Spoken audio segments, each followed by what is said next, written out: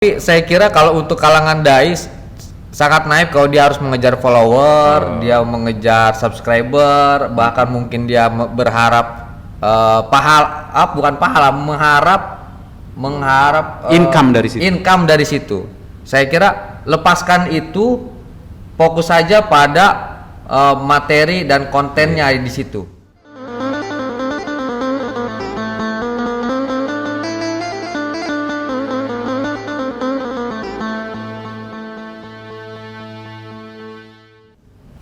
Bismillahirrahmanirrahim. Assalamualaikum warahmatullahi wabarakatuh. Waalaikumsalam warahmatullahi wabarakatuh. Jamaah Islamic Center, pada hari ini kesempatan kita untuk bincang-bincang kembali.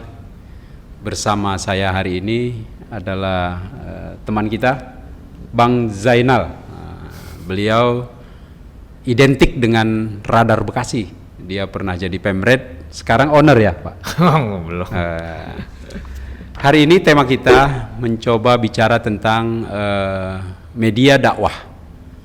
Banyak para kiai, ustadz, mubaligh pada umumnya berdakwah membutuhkan media.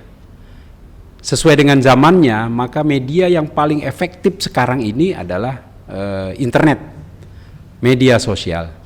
Nah, untuk memperbincangkan ini sengaja saya mengundang Bang Zainal. Bukan sekedar dia seorang wartawan yang senior di Bekasi, guru juga, guru UKW ya Pak Zainal ya, guru uji kompetensi wartawan, tapi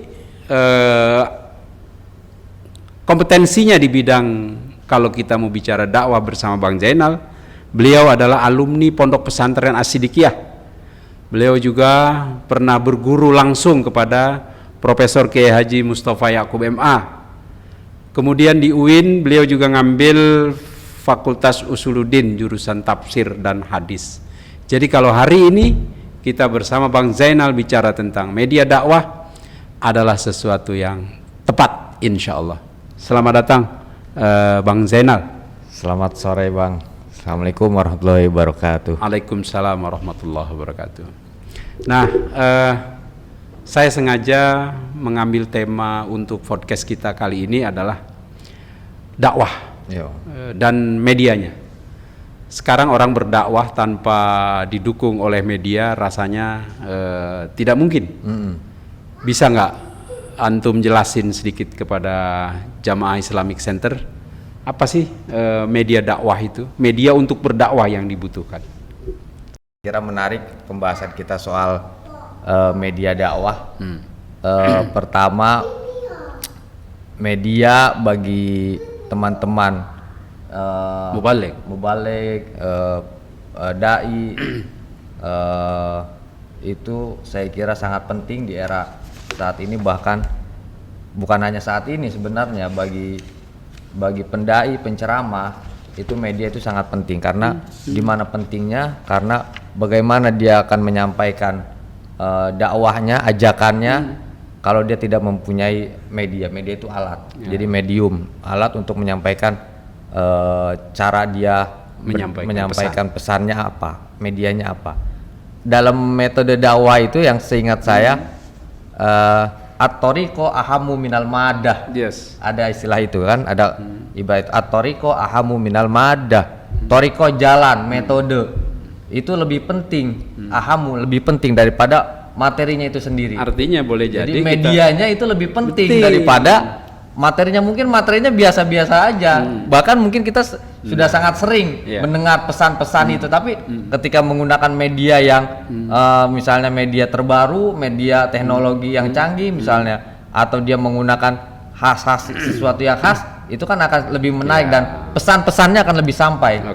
Ketimbang ya materinya sendiri. Materinya kan sebenarnya sederhana sekali. Nah, ini yang menarik nih. Kadang-kadang barang yang kurang bagus dikemas dengan kemasan yang bagus, buku yang kurang bagus dikemas dengan cover yang bagus kan gitu. Nah, cover dan tadi packaging itu adalah medianya. Nah, kalau dakwah sekarang ini kan kita lihat tidak ada satu orang pun yang luput dari gadget, dari HP. Ini juga bisa jadi media, Bang Zainal. Harus. Saya justru sangat menekankan bagi para penceramah, dai, para mubalik, ya pokoknya mereka-mereka yang punya misi untuk menyebarkan pesan-pesan Islam, itu saya kira harus menggunakan teknologi Gadget jadi. sekarang, gadget, memanfaatkan media sosial. Karena jangan sampai media sosial itu dipenuhi dengan gambar-gambar atau video-video yang justru menjauhkan orang dari ajakan Islam. Oke. Karena saya kira orang sekarang itu akan lebih senang dengan video-video pendek, Bang. Saya kira para pendai, penceramah kita harus lebih kreatif lagi untuk menyampaikan pesannya melalui video-video pendek. Singkat saja, mungkin 3 menit, gitu kan, mungkin hanya 2 menit, maksimal 5 menit, itu digabungkan dengan ada narasi, ada gambar, kemudian ada suara, jadi video yang hanya 3 menit lah misalnya. Saya kira itu menarik, dan itu yang harus sering kita lakukan. Artinya sesuai dengan zamannya. Ya, dan itu jangkauannya jauh lebih besar. Jangkauannya jauh lebih besar ketimbang kita mengumpulkan atau bukannya menafikan dakwah di satu tempat gitu loh, monolog, tapi jangkauan untuk penyebaran isi pesan itu jauh lebih cepat melalui media sosial. Karena setiap orang di kita ini sekarang tidak bisa lepas dari gadget. Pasti aja ada lewat tiba-tiba ada video kita masuk misalnya di beranda itu kan, itu kalau menarik itu akan ditonton, bahkan tidak hanya ditonton, kalau menarik orang akan rela untuk share lagi, di-share lagi. Yes, ini menarik nih. Itu akan terus berkali lipat itu dentumannya. Dari dulu kan kita kenal ya dengan Zainuddin MZ. Zainuddin MZ dikenal sebagai dai sejuta umat.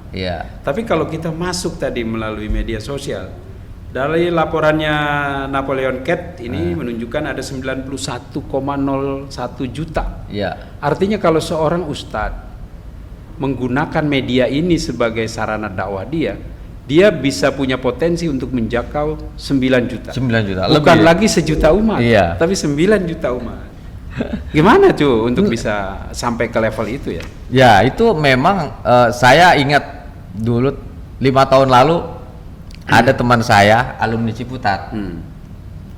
Sedang S3. Tapi memang dia rajin ceramah. Setiap dia ceramah satu tempat, dia upload itu Bang di YouTube. Itu orang belum ramai sekarang yang harus berebut subscriber dan lain sebagainya itu. Dia yang penting dia bisa ada YouTube-nya. Habis dia selesai ceramah, dia masukkan konten dia masuk ke YouTube.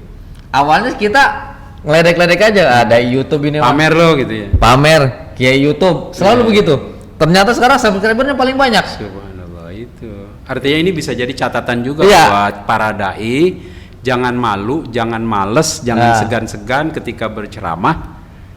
Masuk ke konten YouTube. Rekam beberapa detik gitu ya, beberapa detik, beberapa menit lah.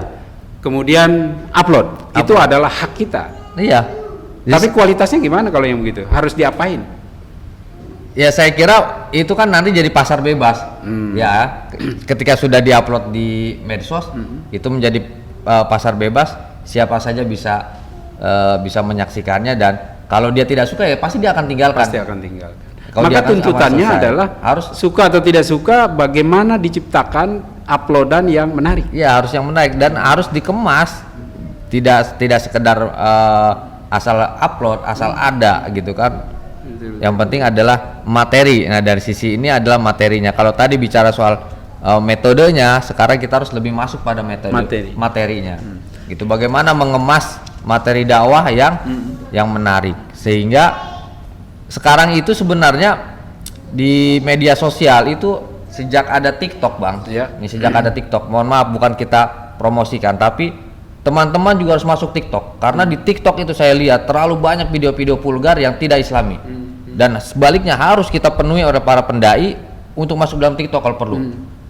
Itu satu. Kedua, di TikTok itu penggemarnya adalah itu beda dengan Facebook. Di TikTok itu lebih banyak kalangan menengah ke bawah, ada menengah ke bawah. Tapi kalau Anda ingin lebih kelasnya lebih naik lagi, itu mainlah di Instagram. Di Instagram. Ini saya punya catatan nih, Bang Jenal ya. Di dalam catatan pengguna media sosial Instagram itu Tercatat mayoritas pengguna Instagram di Indonesia terdiri dari kelompok usia 18 sampai 24 tahun. 3,9 juta Iya. di Indonesia. Kemudian mayoritas pengguna Instagram di Indonesia tadi kelompok tadi itu 18 sampai 24 tahun. Kemudian ada lagi kelompok 25 sampai 35 tahun. Ini tercatat yang kelompok ini 16,9%. Iya. Kebanyakan juga laki-laki. Nah, Iya. usia ini adalah Usia usia yang produktif. Artinya kontennya pun si Ustadz, si Mubalek tadi bagaimana bisa menyesuaikan dengan yang ini nih. Kan nggak mungkin lagi dia cerita pahala dan dosa. Ya. Mungkin. Coba deh. Pertama kira-kira. saya kira harus konten-konten yang berkaitan dengan masalah atau problem-problem anak muda zaman sekarang. Nah, itu. Ya kan, kalangan milenial. Apa sih anak milenial itu?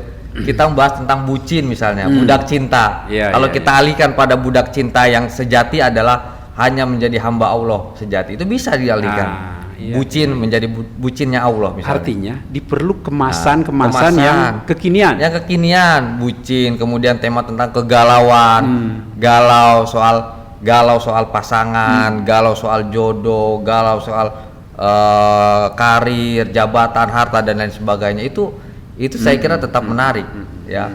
Bahkan kalau perlu teman-teman membahas tentang, ya saya kira ini kan daripada diisi oleh video-video yang dalam tanda petik asusila, itu saya kira sebaiknya juga bisa dimuat materi konten tentang misalnya bagaimana suami istri berhubungan seks yang islami misalnya, ya ketimbang orang disuruh menyaksikan hubungan seksual yang tidak islami, tapi kita arahkan versi ada kan kitab yang bicara tentang hubungan seksual antara suami istri, nah itu bisa masuk di situ dalam pengertian. Nah, hal-hal yang seperti itu saya kira sudah lagi bukan sesuatu yang tabu, gitu loh. Jadi harus kita bawa ke sana kemasannya. Bekal itulah yang mungkin dibutuhkan dari seorang mubalek, seorang ustadz. Nah, ketika dia mau masuk ke komunitas yang tadi ini, pemuda milenial, usia-usia yang sekitar 18-24 tahun, dia harus tahu betul karakter usia itu. Saya kira bukan sekedar harus tahu karakter siapa audiensnya, tapi sang mubalek saya kira tentu harus punya bekal keilmuan yang cukup. Tidak bisa mubalek yang ecek-ecek aja. Ya nggak bisa, harus punya bekal keilmuan yang cukup, ilmu alatnya cukup, ilmu nahu sorobnya cukup, tafsir hadisnya cukup, kemudian balagoh dan lain sebagainya, yang itu menjadi syarat sebagai seorang ulama. Itu harus kuat, jangan sekedar bicara seolah-olah kesannya Islami tapi dia tidak punya basis keislaman yang kuat. Feedback ekonominya nih, artinya seorang ustadz ketika dia menghidupkan Instagramnya, kemudian sukses, followernya banyak, bisa gak Bang Jainal menyebutkan kira-kira pada level apa dia kemudian dapat? Tapi saya kira kalau untuk kalangan dai sangat naik kalau dia harus mengejar follower, dia mengejar subscriber, bahkan mungkin dia berharap mengharap income dari situ.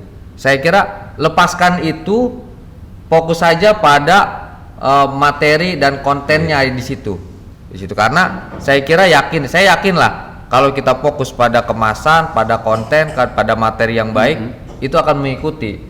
Gitu. Karena artinya ketika isinya tadi cocok sama anak bagus, muda, baik, gitu, saya kira sekelas Gus Baha saya kira nggak akan memikirkan income itu, tapi bagaimana dia menyampaikan materinya. Kalaupun ada, saya kira itu bukan versi Gus Bahanya, mungkin manajemen orang-orang di belakang dia, tapi secara pribadi saya kira tidak. Tapi kalau faktanya kan memang seandainya itu konten punya subscriber yang banyak, ya apa-apa, itu kan menjadi bonus otomatis. Itu bonusnya aja kan. Niat dari awalnya dong yang harus diperbaiki. Betul. Niat dari awalnya ini, niat kita ini untuk mencari follower, mencari subscriber, atau untuk mencari income, atau untuk berdakwah. Kalau niat dari awalnya hanya untuk mencari follower, subscriber, dan mencari income di situ, ya saya kira niatnya udah lain ya. Iya, sudah bukan hanya niatnya sudah lain, pasti materi yang akan disampaikan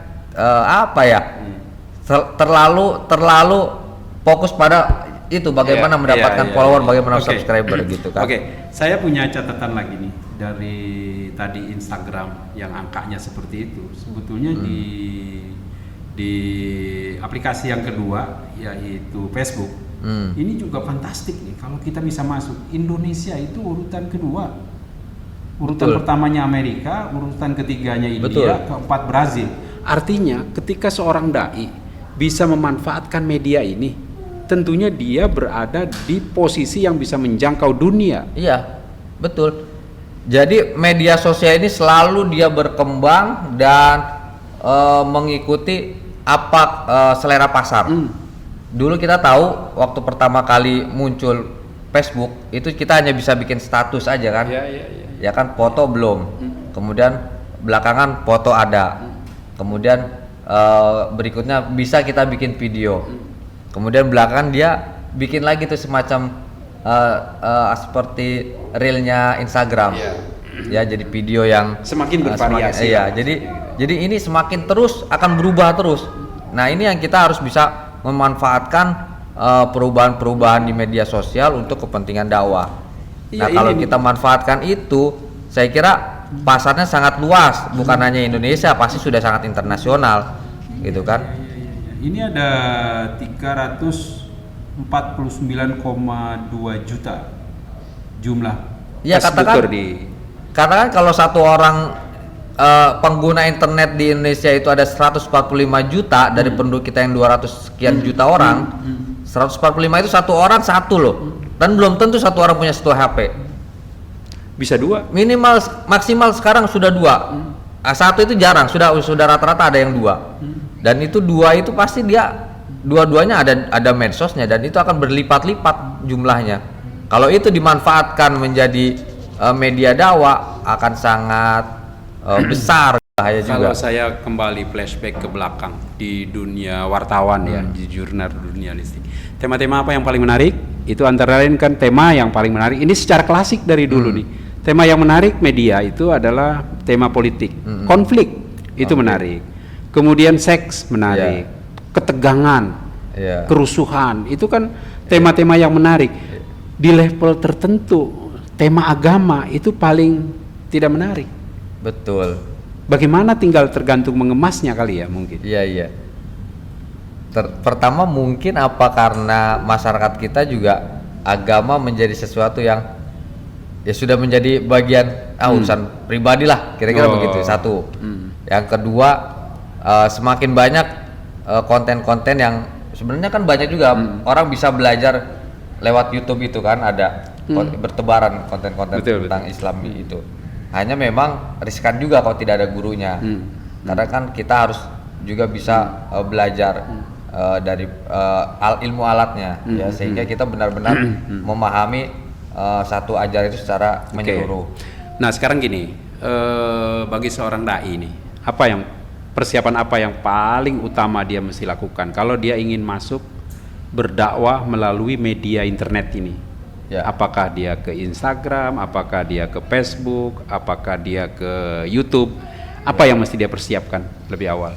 Saya kira tergantung pada sebenarnya teknologinya dia mau menggunakan apa, karena teknologinya juga harus lebih tadi itu lebih mendukung ya, atoriko ahamu minal madah ya. Baru kemudian kita menyasar medsosnya apa nih kira-kira. Kalau kita lihat ya, bagaimana sih mengemas konten untuk media sosial. Kalau kita lihat Gus Baha misalnya, Gus Baha ini kan media yang artinya tokoh mubalek yang tidak mengemas konten dia, dia mengajar apa saja adanya, tiba-tiba menarik, kemudian viral, dan banyak followernya, banyak subscribernya, bukan karena dikemas, tapi karena memang kontennya menarik. Gimana Anda melihat nih? Itu saya kira sebenarnya itu pengajian beliau yang itu sesuatu yang biasa saja bagi kalangan santri, itu pengajian biasa. Ngaji kitab, menjelaskan satu ayat, satu bait misalnya, tapi penjelasan beliau itu dalam, kemana-mana penjelasannya itu kan, dan itu hampir mengena pada semua persoalan semua orang, sehingga ini yang menarik. Nah, isinya ini isinya. Iya. Kalau soal bagaimana dia masuk di Facebook, di YouTube, Instagram dan lain sebagainya, itu kan ada orang-orang di belakangnya dan audien dia yang kemudian mengemasnya, masukin dan tanpa sentuhan editing dengan teknologi yang asli. Artinya ketika si ustadz, si mubaligh punya kemampuan yang luar biasa, punya penjelasan yang nyampe ke setiap jamaahnya, otomatis itu bisa naik, betul. gitu Jadi intinya sebenarnya konten juga. Kalau content is the king, kalau di bahasa jurnalis kan, content is the king, dan pemasaran adalah the queen. Punya konten, punya raja, tapi kalau tidak punya queennya kan juga tidak jalan. Nah, satu sisi kita harus konten kita harus lebih kuat, dan itu hanya ada pada diri sang pendainya, mubalighnya sendiri. Dia harus mampu bagaimana menyampaikan materi atau konten-konten dakwahnya itu sangat menyasar persoalan-persoalan masyarakat kekinian. Oke, coba kita lihat itu kontennya. Coba kita lihat nih begini Bang Jenal, mengenai konten yang dibikin oleh mubaligh, oleh orang yang memang sudah dapat label dia sebagai kiai, sebagai mubaligh. Di sisi lain ada konten-konten yang dibuat oleh anak-anak muslim, anak-anak muslimah yang tidak punya label sebagai mubaligh, tapi dia membawa pesan-pesan dakwah di situ kan gitu. Tapi yang ini followernya banyak nih. Nah, gitu. Bagaimana nih ente memberikan perbandingan? Jadi sebetulnya isinya dulu apa kemasannya kalau tadi kan? Nah, kalau di sisi lain kemasannya sudah menarik, padahal hanya seorang entertainer. Ternyata kemasannya menarik, dapat dia lebar, ternyata YouTube-nya YouTube dakwah gitu kan. Padahal hanya si A, saya tidak ingin menyebut satu nama dia. Ya itu memang tidak semua orang punya kemampuan lengkap ya, selalu ada sisi plus minusnya kan. Plus minusnya lah. Satu sisi mungkin dia memang jago untuk kontennya, tapi untuk kemasannya dia kurang baik. Ada yang jago kemasan tapi kontennya dia kurang baik. Intinya Bang Jenal, lagi-lagi tadi saya ulangi pertanyaan yang tadi, apa sih yang mesti si mubaligh, si ustadz ini siapkan kalau dia ingin masuk ke wilayah ini? Apa perlu dia membeli seperangkat alat studio yang nggak perlu? Gimana itu? Nggak perlu, sekarang mah handphone sudah canggih. Cukup pakai handphone, pakai sang tripod di situ. Seperti di kamar aja, atau dia pasang ada yang namanya green studio. Jadi kalau backgroundnya ini adalah hijau, dia mau dipasang ininya itu masuk. Beli green screen saja cukup. Pokoknya temboknya hijau. Green screen itu pokoknya nanti dia masuk, mau backgroundnya apa aja dia masuk. Saja masuk. Itu kan teknologi paling sederhana. Kedua, kembali kepada konten lagi ya. Dia harus menyampaikan konten yang menyasar problematika masyarakat terkini saat ini, terutama misalnya kalangan anak muda. Kalau dia fokus di situ, nanti dia harus punya, saya kira ya mungkin harus punya tim, ya sekedar tim untuk kan perlu editing ya kan, perlu merekam, kemudian nanti uploadernya gitu kan. Nah ini perlu tim, hanya satu orang saya kira cukup untuk mengelola media sosialnya. Tapi ya sudahlah, pokoknya kiainya, ustadznya, pendainya fokus pada materi. Urusan soal bagaimana followernya banyak, subscribernya serahkan pada ahlinya. Ada anaknya atau temannya atau keponakannya yang bisa ngurusin itu. Karena kalau anak muda, dia pasti masuk ke wilayah, pasti paham mengambil fotonya walaupun pakai HP, mengedit lah sedikit, dan editing juga di aplikasi yang tanpa bayar. Betul, banyak sekali. Tinggal kemauan ya. Tinggal mau. Kemauan ada, kemudian kesungguhan dan konsisten. Lagi-lagi kontennya, ilmunya yang harus ada isi. Betul Bang. Pokoknya ingat, content is the king. Intinya itu. Tadi Bang Jenal menyebut nih buku. Saya juga pengen flashback juga nih. Zaman-zaman dulu ulama-ulama mutaqaddimin itu selalu siapa ulamanya si A. Kitabnya itu sampai sekarang masih aktual dan banyak kitab gitu. Betul. Terus semualah, banyak sekali kitab-kitab klasik yang sampai hari ini baik tafsir, kitab-kitab tasawuf, kitab-kitab filsafat, kitab-kitab hukum, fikih dan sebagainya, itu kan produk baheula lah gitu kan. Produk ulama-ulama besar zaman dulu. Iya. Kemariin kok. Jangankan buku-buku yang legendaris kayak gitu. Buku-buku kecil aja udah nggak lahir. Apa sih yang terjadi nih Bang Jenan? Itu tadi saya sampaikan, sebenarnya tetap saya ingat kata-kata almarhum Kiai Mustafa Yakub. Jadi kalau mengutip kata dalam ayat Al-Qur'an itu wala tamutunna illa wa antum muslimun. Yeah. Tapi oleh beliau agak Diplesetin sedikit menjadi wala tamutunna illa wa antum katibun. Jangan kamu meninggal dulu sebelum kamu menjadi seorang penulis. Nah, penulis di sini dalam konteks dulu mungkin sebelum banyak medsos, belum ada media digital, ya dengan menulis buku, uraian ilmu yang kita pahami, kita miliki, kita tuangkan dalam bentuk narasi di buku. Nah, saat ini bagaimana dengan orang sudah makin jarang, percetakan juga makin sulit, kemudian juga mungkin ada isu soal lingkungan, kalau kertas ini akan menghabisi deforestasi kan. Nah, ini kembali pada digital sekarang. Nah, saya kira menulis atau menuangkan ilmu dalam bentuk tulisan itu masih relevan saat ini, Bang. Ya, hanya konteks medianya yang berbeda. Menulisnya harus digitalisasi lagi. Menulisnya masih relevan, Ya. menulisnya masih satu kewajiban masih, lah Bang. bagi seorang Ya. dai, seorang ulama. Tapi medianya tidak harus buku. Tidak harus buku. Lagi-lagi kembali ke internet. Nanti bisa di e-book kan, gitu kan. Bahkan e-book itu saya kira lebih mudah, tidak perlu ISBN gitu kan, hanya cukup nama pengarangnya. Saya gitu ingin aja. sedikit menyelamatkan image atau prasangka buruk tentang digital nih, tentang medsos. Sebagian orang masih menganggap medsos itu bukan wilayahnya dakwah kali ya, bukan wilayahnya, sebab agama. Di medsos itu masih terlalu banyak didominasi oleh hal-hal yang menjurus kepada maksiat. Ya. Apa? Makanya kata saya katakan tadi, kalau untuk di medsos itu kiai ustadznya nggak usah terlalu berpikiran pada harus medsos mana yang harus didalami, tapi cukup dia perdalam kontennya saja, materi dakwahnya saja. Soal nanti harus dia masuk di Facebook atau di Instagram atau di IG, TikTok dan lain sebagainya, serahkan aja sama tim anak muda itu. Jadi yang lebih itu. Jadi ini hanya sebagai salah satu jalan dakwah aja, karena masih banyak sekali jalan dakwah yang lain. Ini hanya salah satu, Bang. Satu media, satu alat, hanya satu thariqah menuju bukan satu-satunya. Bukan satu-satunya. Masih banyak jalan atau media lain. Nah, sekarang ini medsos kita anggap untuk orang-orang yang 50 tahun atau 40 tahun ke atas itu sesuatu yang kurang begitu menarik lah mungkin. Iya. Tapi buat anak-anak muda ini adalah dunia mereka. Iya. Lama-lama seluruh usia, sepanjang usia nanti semuanya akan bergantung kepada medsos. Karena itu pertanyaan saya kepada generasi muda nih, Bang Jenal.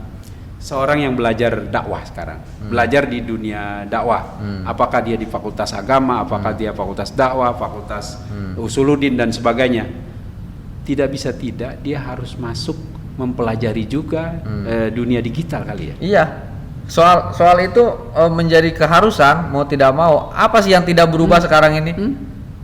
Sekarang kita tidak bisa ngirim surat dengan kertas yang kita kirim ke pos. Kita harus punya email. Mau tidak mau kita bikin email. Bukan email. Kan? Kita mau komunikasi nggak cukup hanya cuma telepon, tapi kan juga pengen bisa ngelihat. Kita bisa video call langsung. Iya kan? Iya. Dan itu kan juga harus dipelajari tuh untuk itu. Jadi mau tidak mau itu menjadi satu yang lazim nanti ke depan. Tapi bukan menjadi ya menjadi sesuatu yang kelaziman. Mungkin akan ada lagi suatu zaman nanti akan berubah lagi. Artinya tidak perlu aneh ketika anak-anak pesantren kan kamu nggak boleh HP nggak boleh kan gitu. Nggak aneh. Atau di fakultas-fakultas agama mungkin saja dia dimasukkan satu mata kuliah yang kaitannya sama wilayah ini. Betul. Karena ini adalah tuntutan semua fakultas, semua keahlian bermuara juga di sini. Kira-kira gitu kali ya. Saya kira mungkin pesan saya kalau ada teman-teman yang ahli IT teknologi itu, saya kira perlu dibuatkan aplikasi untuk para dai, bagaimana ketika mereka menyampaikan materi dakwahnya ada aplikasi di situ.